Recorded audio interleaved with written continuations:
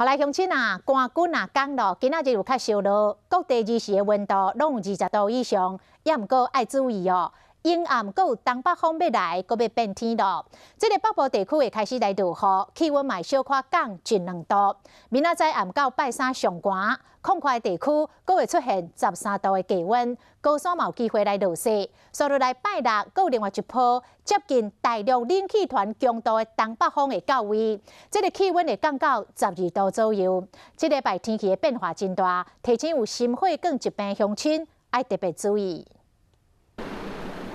今仔日的气温有回升，较袂遐寒，有人甲外头拢腾起来。不过这难得的日头爱好好把握，因为到暗时外头阁爱清淡来，而且阁爱准备雨具。今天下半天之后，水汽慢慢增加甚至到了明天，东北季风增强各地又会转为比较偏湿的一个天气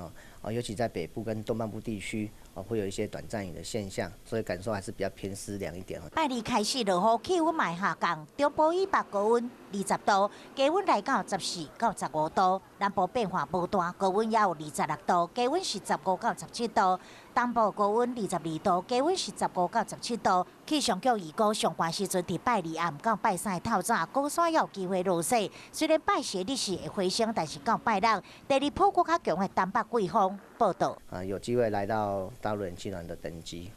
那整个气温上的话，也会比明天这一波稍微的低一点在整个低温部分是下探12、13度左右。这礼拜天气变化大，提前心血管患者一定爱注意，一定爱穿好烧，千万唔通大意。